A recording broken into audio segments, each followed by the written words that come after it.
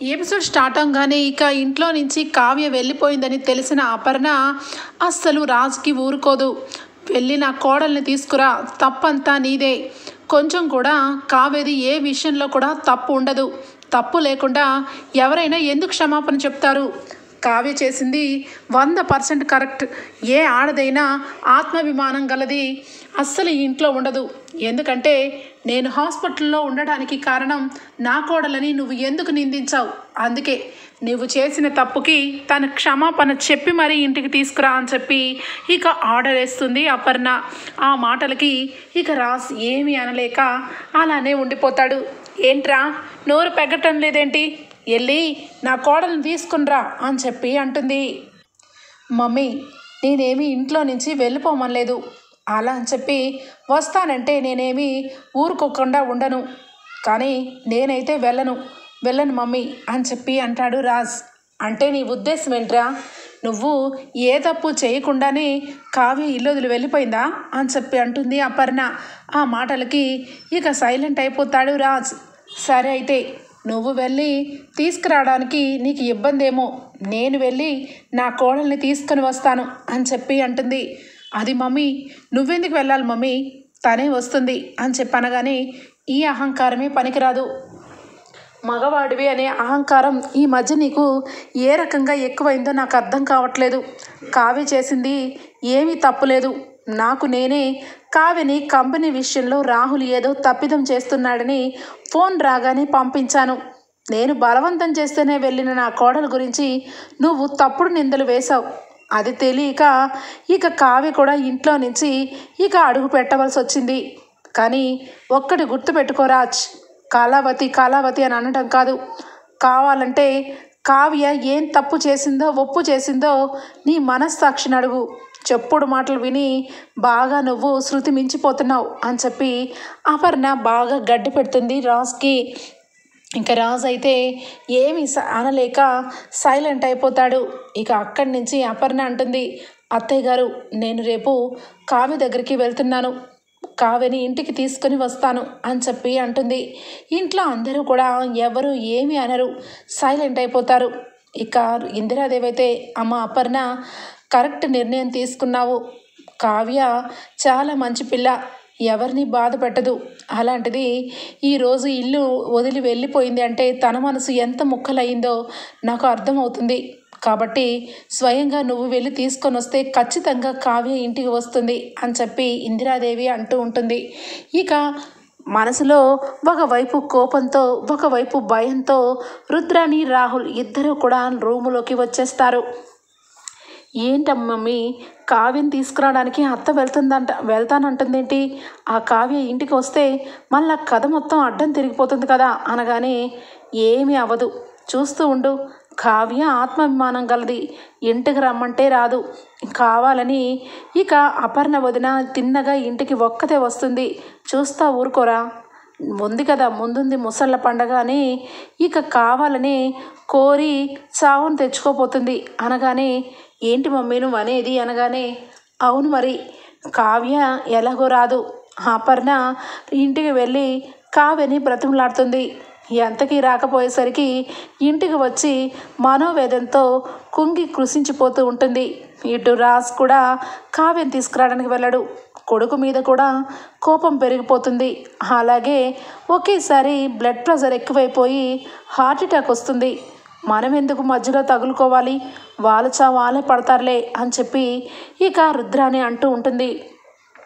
ఇక మొత్తానికైతే next day ఇక కావ్య దగ్గరికి వెళ్తుంది అపర్ణ వెళ్ళగానే ఇక అప్పటికే ఇక ప్రయత్నాలు చేస్తూ డిజైనర్గా ఇక ప్రయత్నం చేస్తూ ఉన్న కావ్యకి అపర్ణ ఎదురవుతుంది. గుమ్మం దగ్గర కావ్య అపర్ణ ఇద్దరు ఒక్కసారిగా ఎదురు బదురు అవగానే, కావ్య అని చెప్పి అపర్ణ అనగానే, అత్తయ్య గారు మీరు, మీ ఆరోగ్యం ఎలా ఉంది అత్తయ్య గారు అని చెప్పి కళ్ళ వెంట ఎమోషనల్గా కళ్ళ వెంట నీళ్లు పెట్టుకొని అడుగుతుంది కావ్య. నేను బాగానే ఉన్నాను, గుండ్రాయిలాగా ఉన్నాను, అందుకే కదా ఇక్కడికి వచ్చాను. కానీ నువ్వే ఏమి బాగోలేదు అని చెప్పి అపర్ణ అంటుంది. అదేంటి అత్తయ్య గారు, మీరు హాస్పిటల్ నుండి వచ్చారు, కనీసం నేను మిమ్మల్ని చూడ్డానికి కూడా రాలేదు, అలాంటిది మీరు అనగానే, తెలుసు కావ్య, నువ్వు ఏ తప్పు చేయలేదు, అందుకే ఇల్లు వదిలి వచ్చావు. అలాంటిది నేను ఆ ఇంట్లో ఉంటాను, అలాంటప్పుడు నువ్వెలా నా దగ్గరికి వస్తావు? అందుకే అర్థం చేసుకొని నేనే వచ్చాను. నా కోడలు ఏ తప్పు చేయలేదని నాకు బాగా తెలుసు. ఆ తప్పుకి నా కొడుకుకి గడ్డి కూడా పెట్టాను. కాబట్టి నువ్వు నాతో ఇంటికి రా అని చెప్పి అంటుంది అపర్ణ. ఆ మాటకి తల వంచుకొని కావ్య అలానే చూస్తూ ఉంటుంది. ఏయ్, ఏమైంది అనగానే కళ్ళు నిండా నీళ్లు కావ్యకి. ఒక్కసారిగా ఆశ్చర్యపోతుంది అపర్ణ. ఇంతలో ఇక కనకం కృష్ణమూర్తి కూడా ఇక రావటం, ఇక వెంటనే కావ్య కళ్ళు వెంట నీళ్ళు తుడుచుకోవడం అంతా జరుగుతూ ఉంటుంది.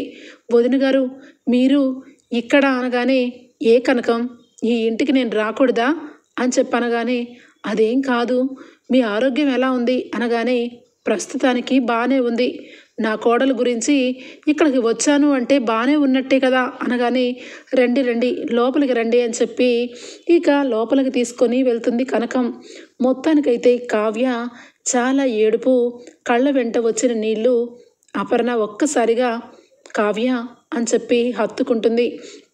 అత్తయ్య గారు, నేను మీతో పాటు ఇంటికి రాలేను అత్తయ్య గారు, కానీ మీ మాటకి ఎదురు చెప్తున్నానని బాధపడుతున్నాను అనగానే, ఏ నాతో పాటు ఎందుకు రావు అనగానే, నా మనసు ముక్కలైపోయింది అని చెప్పి అంటుంది. ఒక్కసారిగా అపర్ణ, ఏం మాట్లాడుతున్నావు కావ్య, ముక్కలైపోవడం ఏంటి? రాజ్ అన్న మాటలకి నువ్వు మనసు ముక్కలు చేసుకొని ఇక్కడే ఉండిపోదాం అనుకుంటున్నావా? వాడు తెంగరవడు, వేరొకరి మాటలు విని ఆ రకంగా ప్రవర్తించాడు. నేను వాడికి సరైన గుణపాఠం చెప్పాను. నువ్వు ఆ విషయంలో నువ్వు బాధపడితే నేను ఊరుకోలేను అని చెప్పి అనగానే, లేదు అత్తయ్య గారు, నేను ఎప్పుడు కూడా ఇల్లు గడప దాటి రావాలని ఆలోచన నాలో లేదు. ఏ రోజు కూడా రావాలని అనుకోలేదు, కానీ రావాల్సిన పరిస్థితి వచ్చింది. ఎందుకు వచ్చింది ఏంటి అన్నది మీ అబ్బాయికే తెలియాలి. చివరి ఆఖరికి నా గురించి అంత పెద్ద మాట అన్నారు. ఆయన నాతో కాపురం చేయటం ఆయనకి మనస్ఫూర్తిగా ఇష్టం లేదు. ఎవరో ఏదో బలవంతం చేస్తే ఆయన నాతో కాపురం చేశానన్నారు. ఆ మాట చాలా అత్తయ్య గారు, ఆయనతో పాటు నేను కలిసి ఉండకపోవటానికి మెయిన్ రీజన్ అని చెప్పి అంటుంది. ఇక అపర్ణ అయితే, ఏంటి కావ్య, నువ్వు ఏదో ఒకటి జరిగిందేదో జరిగిపోయింది, వాడు ఆవేశంలో అన్నాడు, నీ మీద ప్రేమ లేదా? వాడికి నీ మీద ప్రేమ లేకుండానే నీతో పాటు ఉంటున్నాడా అనగానే, ఏమో అత్తయ్య గారు, అదంతా నాకు తెలీదు, కానీ ఆయన మాత్రం మనస్ఫూర్తిగా నన్ను ఆయన భార్యగా ఒప్పుకుంటేనే నేను ఆ ఇంటికి రాగలను, అప్పటి వరకు రాలేను అత్తయ్య గారు అనగానే, ఇక అపర్ణ అయితే అలాగే ఉండిపోతుంది. ఏంటి, అక్కడికి రాకుండా ఇక్కడే ఉండిపోదాం అనుకుంటున్నావా? ఏంటి బ్యాగ్ తగిలించుకొని బయలుదేరావు అనగానే, ఇక కనకం చెప్తుంది, తను ఏదో చిన్న ఉద్యోగం చేస్తానంటే వెళ్ళింది వదిన గారు అనగానే, అయినా నాకు అర్థం కావటం లేదు, కొండంత ఇంట్లు వదిలేసి పుట్టింటికి చేరావు, బాగానే ఉంది, మళ్ళా ప్రయత్నం చేస్తానంటావేంటి? ఏ నువ్వు ఇక కంపెనీ బాధ్యతలు తీసుకోకుండా ఇలాగే చిన్న చిన్న ఉద్యోగాలు చేసుకుంటూ కూర్చుందాం అనుకుంటున్నావా అంటుంది అపర్ణ. ఏమీ అర్థం కాదు కావ్యకి. ఏంటి, ఏం మాట్లాడుతున్నానని అనుకుంటున్నావా? ఆ ఇంట్లో నా కొడుకు నిన్ను అవమానించాడు, అందుకే ఇల్లు దాటి వచ్చేసావు, కానీ మరి కంపెనీ బాధ్యతని పక్కన పెట్టే అర్హత నీకెవరిచ్చారు అంటుంది అపర్ణ. ఆ మాటకి కావ్యకి ఏం అర్థం కాదు.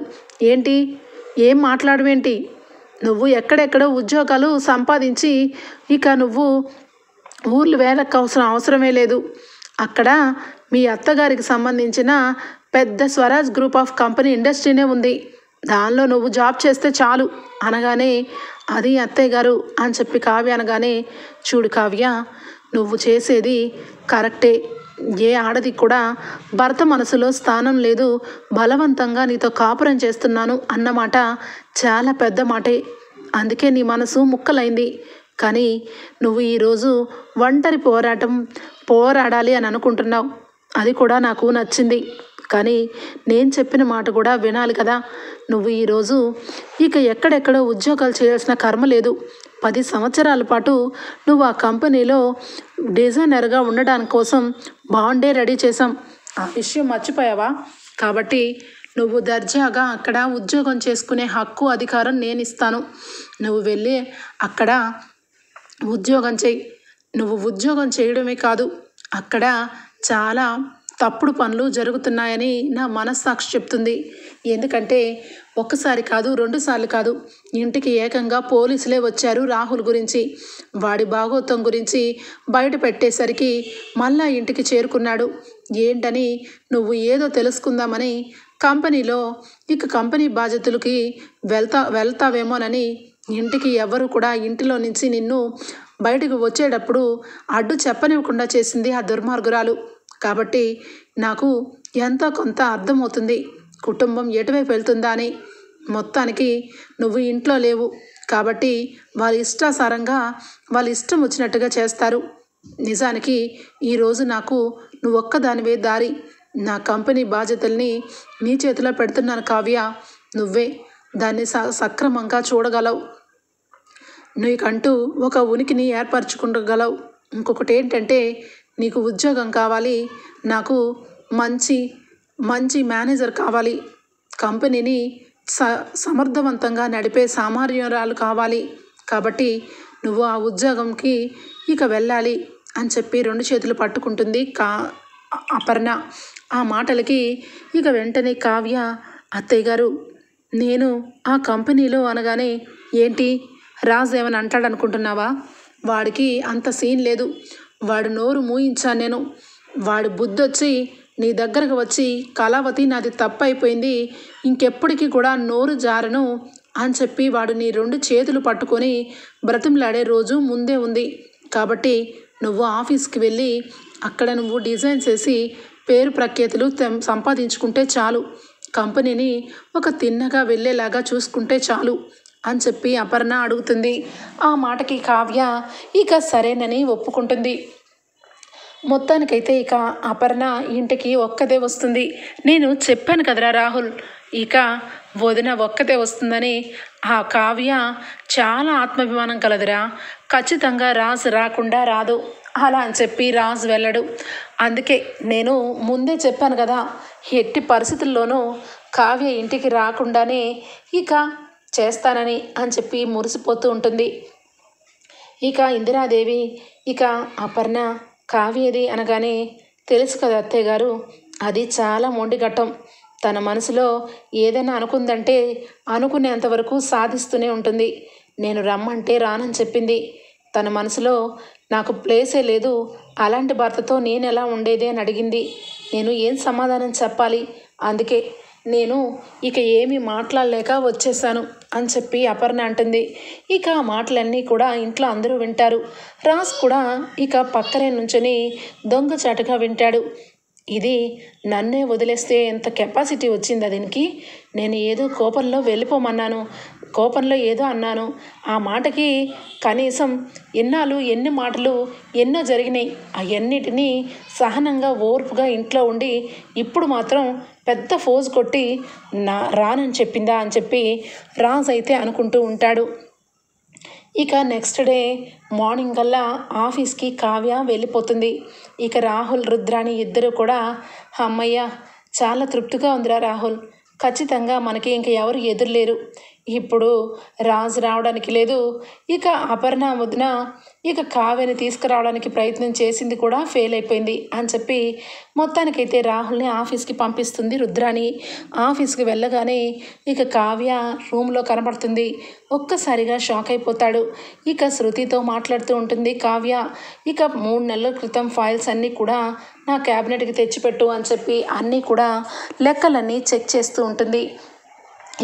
రాహుల్కి ఫీజులు ఎగిరిపోతాయి. ఏంటి ఇక్కడికి వచ్చింది కావ్య అని చెప్పి వెంటనే కూడా కాల్ చేస్తాడు రుద్రాణికి. రుద్రాణి ఆశ్చర్యపోతుంది. వదిన నువ్వే చెప్పావంట కదా కావ్యకి ఆఫీస్కి వెళ్ళమని, అదేంటి రాజ్కి భార్యగా లేని ఆ కావ్య మళ్ళా కంపెనీలోకి వచ్చి ఏం చేస్తుంది అని చెప్పి అడుగుతుంది రుద్రాణి. వెంటనే అక్కడే ఉన్న సుభాష్, నోరుమై రుద్రాణి, కంపెనీ బాధ్యతలు తీసుకోవడం అనేది చిన్న విషయం కాదు. నీ కొడుకు వెళ్ళినప్పటి నుంచి కొంపకి పోలీసులు వచ్చేలాగా చేస్తున్నాడు. అంటే ఏదో అక్కడ జరుగుతూనే ఉంది, అది వీడు పట్టించుకోవట్లేదు. నా కోడలు కావ్య ఎంతైనా ఇంటెలిజెంట్, కాబట్టి నేను నా భార్య ఇద్దరం కలిసే నిర్ణయం తీసుకున్నాము. అది కూడా ఈ కంపెనీలో 10 సంవత్సరాల పాటు బాండ్ కూడా రాసిచ్చాము. కాబట్టి మేము మాట తగ్గకుండా కావ్యకి మళ్ళీ ఆ పోస్టు తిరగ రమ్మని చెప్పాము. ఇందులో మీకు చెప్పి చేయాల్సిన అవసరమే లేదు అని చెప్పి అనగానే ఇక ఇందిరాదేవి సీతారామయ్య చాలా మంచి నిర్ణయం తీసుకున్నారు అని చెప్పి అనగానే ఇక అక్కడే ఉన్న రాజ్ ఆశ్చర్యపోతాడు.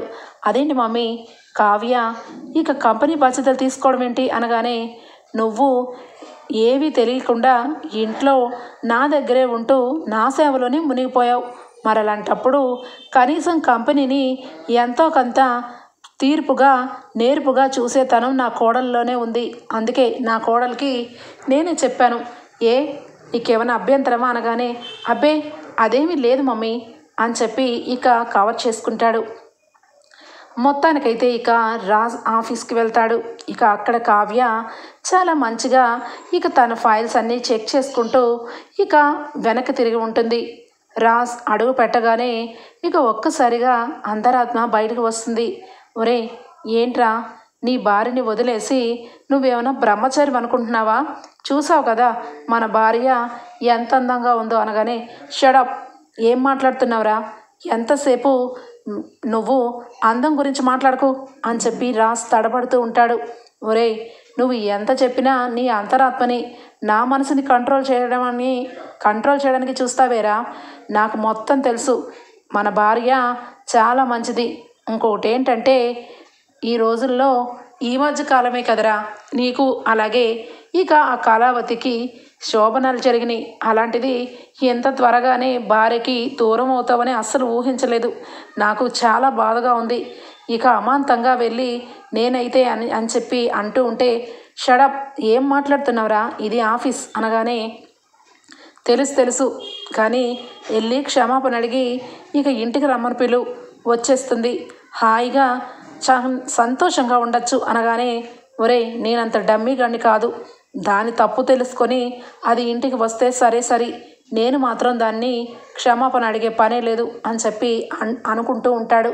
ఇంతలో కావ్య వెనక్కి తిరిగి చూస్తుంది. రాజ్ ఇక వెంటనే కనీసం కొంచెం కూడా పట్టించుకోదు. కనీసం ఇక ఫైల్స్ చెక్ చేసుకుంటూ శృతి అని చెప్పి పిలవగానే, ఏయ్ కళావతి అని చెప్పి పిలుస్తాడు. ఏంటి మీకు సెన్స్ పనిచేయట్లేదా? ఇది ఆఫీసు. అయినా నా పేరు కళావతి కాదు, కావ్య. అయినా ఏగి అని పిలుస్తున్నారేంటి? ఇక్కడ నేను డిజైనర్ని, రెస్పెక్ట్ ఇచ్చి మాట్లాడండి. మిమ్మల్ని కూడా ఏరా పోరా అని మాట్లాడితే బాగోదు కదా అనగానే దెబ్బకి షాక్ అయిపోతాడు రాజ్. ఏంటి నన్ను పట్టుకొని ఏరా అంటావా అనగానే, మీరు నన్ను ఏవే పోవే అంటే అనాల్సి వస్తుందని ముందే చెప్తున్నాను అనగానే దెబ్బకి రాజ్ షాక్ అయిపోతాడు. శృతి, ఇక్కడ ఈ ఫైల్స్ అన్నీ కూడా నేను చెక్ చేస్తాను. ఇవన్నీ బాగానే ఉన్నాయి. ఈ ఒక్క ఫైల్లో మాత్రం ఏదో తేడాగా అనిపిస్తుంది. దీని సంగతి ఏంటి అని చెప్పి అడగానే, అది రాహుల్ సార్, దీనికి రిలేటెడ్ ఫైల్ ఒకటి రాహుల్ సార్ దగ్గరే ఉంది. అది ఉంటే మీకు క్లియర్గా అర్థమవుతుంది. అది రాహుల్ సార్ దగ్గరే ఉంది, వెళ్ళి తీసుకొని వస్తాను అని చెప్పి ఇక మొత్తానికి శృతి వెళ్ళిపోతుంది. రాజ్ మొత్తానికి అక్కడ ఉన్నవన్నీ చూస్తూ, ఇదిగో కళావతి, ఇక్కడ నువ్వు ఉట్టి డిజైనర్వే, అది గుర్తుపెట్టుకో, నేను ఎండీని అనగానే, సారీ సార్, మీరు ఎండీ కాదు, ఇప్పుడు మా సార్ ఎండీ రాహుల్ సార్. ఆయన ఎండీ కాబట్టి మీరు ఏంటో మీకే తెలియాలి. అయినా నా క్యాబినెట్లో మీకు ఎంతసేపు పనేంటి? దయచేసి మీరు కొంచెం వెళ్తే నా పని నేను చేసుకుంటాను అని చెప్పి చాలా ర్యాష్గా చెప్తుంది కావ్య. ఇక రాజ్ ఒక్కసారిగా ఈ కళావతికి బాగా పొగరు పట్టింది, అంతా మమ్మీనే అని చెప్పి ఇక బయటికి వస్తాడు. ఇంతలోనే ఇక రాజ్కి కాల్ రావటం, ఇక అలానే అక్కడి నుంచి వెళ్ళిపోవటం జరుగుతుంది. ఇక రాజ్ వెళ్ళిపోయిన తర్వాత రాహుల్ రూమ్లోకి శృతి వెళ్ళి ఫైల్ని అడుగుతుంది. ఏ ఫైల్? ఏమీ లేదు, నోరు మూసుకొని వెళ్ళు. ఇక ఆ కావ్యకి నేను సమాధానం చెప్పని అవసరమే అస్సలు అంతకండా లేదు, వెళ్ళి నీ పని చూసుకో అని చెప్పి ర్యాష్గా చెప్తాడు. ఆ మాటలు ఇక కావ్య అయితే కావ్యకి వచ్చి శృతి చెప్తుంది.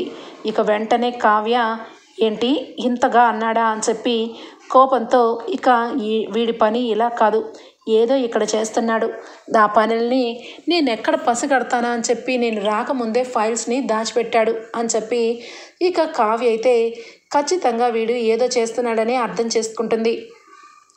ఇంతలోనే ఇక రాహుల్ బినామీ అయినా ఇక ఆయన వస్తాడు. సడన్గా ఆయన రావడంతో రాహుల్ వెంటనే అతన్ని వెనక గదిలో నుంచి వేరొక రూమ్లోకి తీసుకొని వస్తాడు. నువ్వు నేను చెప్పేటప్పుడు ఇక్కడికి ఆ కావ్య రాలేదేమో అనుకున్నాను, కానీ ఇప్పుడు ఆ కావ్య ఇక్కడే ఉంది. నువ్వు అనవసరంగా వచ్చావు, మనం దొరికిపోతాం. ఇక్కడ ఉన్న డబ్బంతా కూడా నీ అకౌంట్లోకి నేను మొత్తం వేస్తున్న సంగతి మొత్తం తెలిసిపోతుంది. నువ్వు నా బినామీ అని అస్సలు తెలియకూడదు. నువ్వు ఫ్రంట్ నుంచి కాకుండా బ్యాక్ నుంచి వెళ్ళిపో అని చెప్పి సీక్రెట్గా చెప్తూ ఉంటాడు. ఇక మొత్తానికి కావ్య ఇక మొత్తం వింటూ ఉంటే ఇదిగో ఈరోజు చాలా నకిలీ బంగారం వస్తుంది. ఆ బంగారాన్ని మన ఫ్యాక్టరీలో పెట్టి దాని బదులు గోల్డ్ బిస్కెట్స్ని నేను ఇక రిటర్న్గా అమ్ముకుంటాను. ఈ విషయం గురించి ఇక ఈ ప్రస్తావన మనం కూడా ఎక్కడా చెప్పకూడదు. ఇక నుంచి మనం కలిసే ప్లేసే వేరు. ఈ ఆఫీస్లో ఆ కావ్య వచ్చింది అని చెప్పి ఇక ఇద్దరు సీక్రెట్గా మాట్లాడుకుంటూ ఉంటే కావ్య మొత్తం వినేస్తుంది. ఒక్కసారిగా షాక్ అయిపోతుంది. అంటే ఈ కంపెనీకి సంబంధించిన బంగారం డబ్బు అంతా కూడా ఇక ముందే తీసేసుకుంటున్నాడనమాట రాహుల్. ఇక కావ్య చాలా పెద్ద పొరపాటే చేస్తున్నావు రాహుల్. నీ సంగతి తెలియక ఇంట్లో వాళ్ళు నిన్ను తీసుకొచ్చి సింహాసనం మీద కూర్చోపెట్టారు. ఇక నీ ఆట కట్ అని చెప్పి కావ్య అంటుంది. ఒక్కసారిగా నా ఆట కట్టో నీ ఆట కట్టో నేనే చూపిస్తా అని చెప్పి ఇక ఒక్కసారిగా కావ్య మీదకి వస్తాడు రాహుల్. అయితే కావ్య ఇక రాహుల్ ఇద్దరు కూడా ఇక రాహుల్ అయితే కావ్యని 2 చేతులు గట్టిగా పట్టుకొని ఎక్కడికి వెళ్తావు? ఈ విషయాలన్నీ చెప్పావంటే నేను అస్సలు మనిషిని కాదు. నువ్వు మర్యాదగా ఇక్కడ జరిగింది ఇక్కడ మర్చిపోతే మంచిది. లేదంటే నువ్వు ఇంట్లో నుంచే కాదు శాశ్వతంగా పైలోకాలకే వెళ్ళిపోతావు. జాగ్రత్త అని చెప్పి ఇక కావ్యని కొట్టే ప్రయత్నం చేస్తాడు రాహుల్. ఇక వెంటనే శృతి అక్కడ విషయాన్ని చూస్తుంది. శృతికి అర్థమైపోతుంది ఇక రాహుల్ గాడు చాలా కంత్రివాడు, వీడు చేసిన పనికి వీడంతలు వీడే కొయ్యి తీసుకున్నాడు అని చెప్పి వెంటనే రాజ్కి కాల్ చేస్తుంది. రాజ్ వెంటనే బయలుదేరతాడు. అక్కడ జరిగిన విషయాల్ని ఇక సీసీటీవీ ఫుటేజ్లో కనెక్ట్ చేసి మరీ చూపిస్తుంది.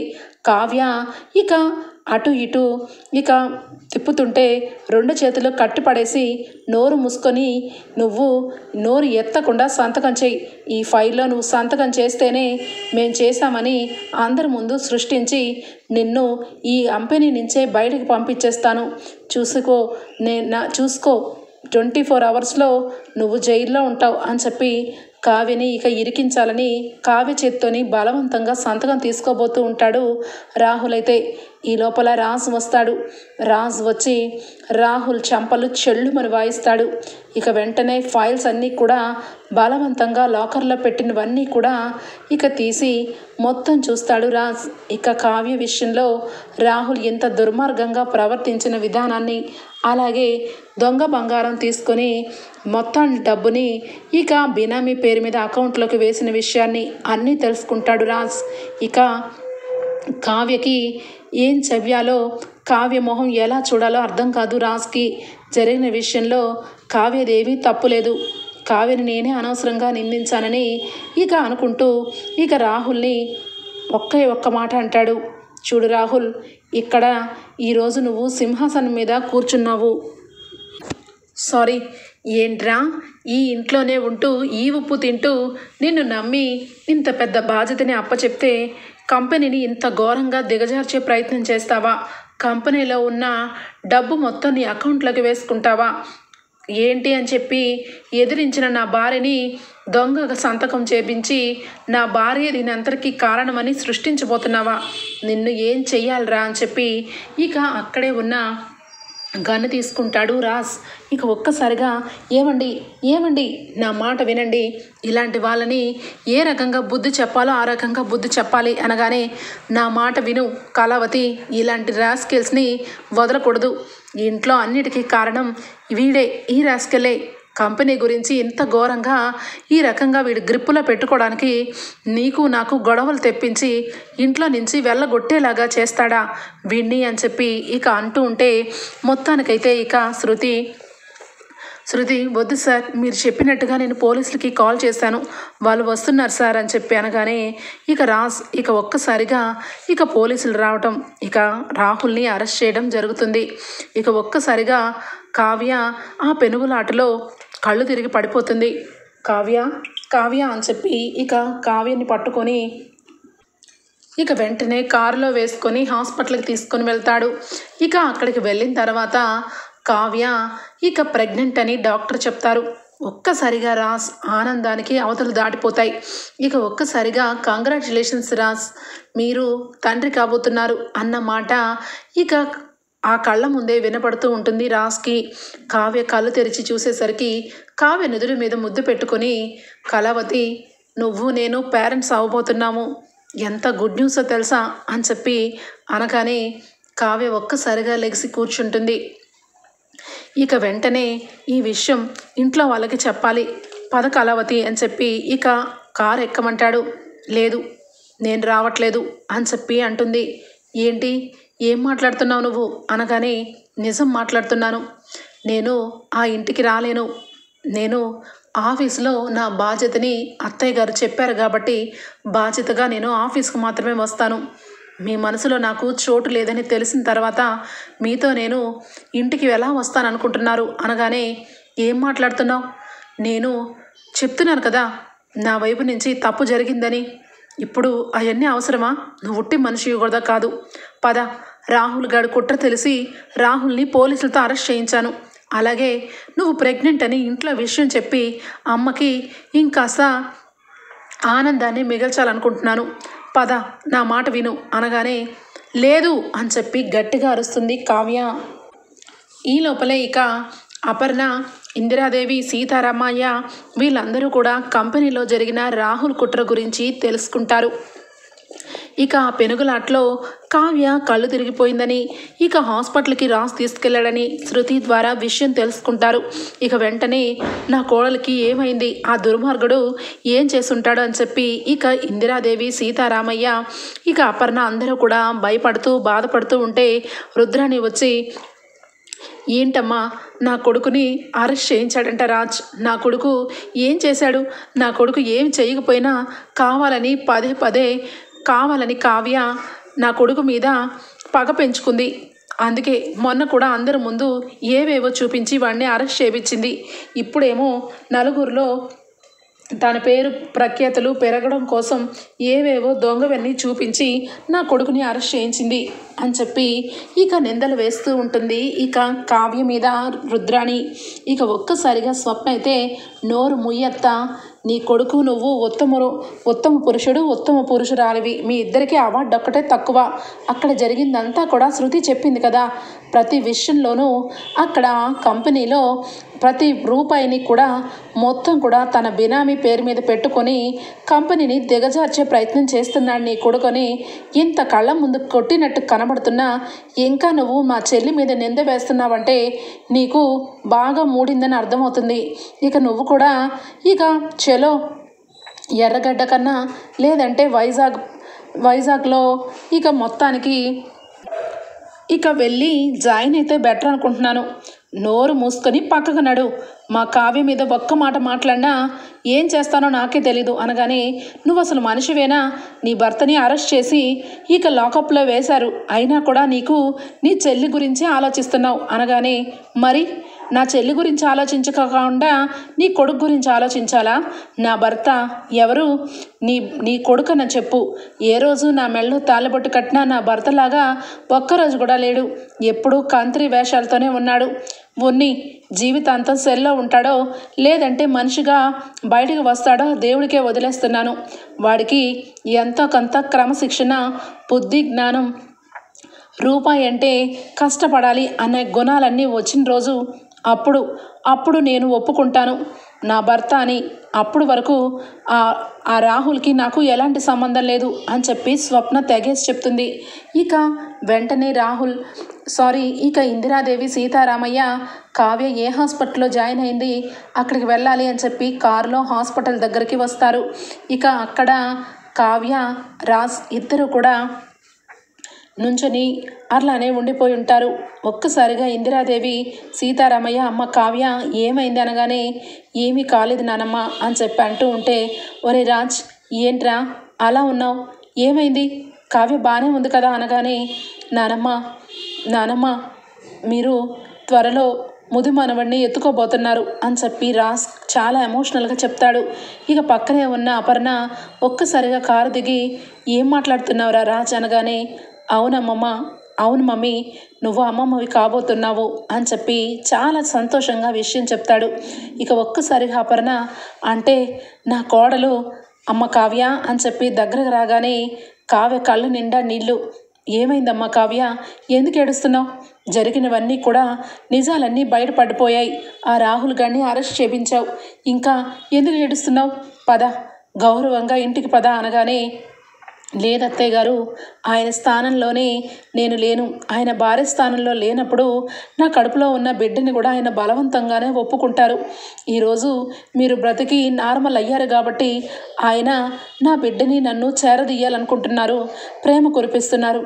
అదే ఏదైనా అయ్యుంటే నా మొహం చూడడానికి కూడా వచ్చేవాళ్ళు కాదు, అందుకే నేను అక్కడికి రాలేను అత్తయ్య గారు, నన్ను క్షమించండి అని చెప్పి ఇక కావ్య అనడంతో రాజ్ ఒక్కసారిగా కావ్య విషయంలో చేసిన తప్పులన్నీ గుర్తు తెచ్చుకొని, కళావతి నిజంగా చెప్తున్నాను, నన్ను క్షమించు, నేను చాలా పెద్ద తప్పులు చేసేసాను, క్షమించు అన్న మాట కూడా చాలా తక్కువ, కానీ దయచేసి నన్ను వదిలి వెళ్ళిపోతానని మాత్రం చెప్పొద్దు, నువ్వు నాకు కావాలి, మా అమ్మ కూడా నాకు కావాలి, మీ ఇద్దరూ నాకు 2 కళ్ళు లాంటి వాళ్ళు, అందులో ఏ కన్ను కోసం ఏమైపోయినా నేను భరించలేను.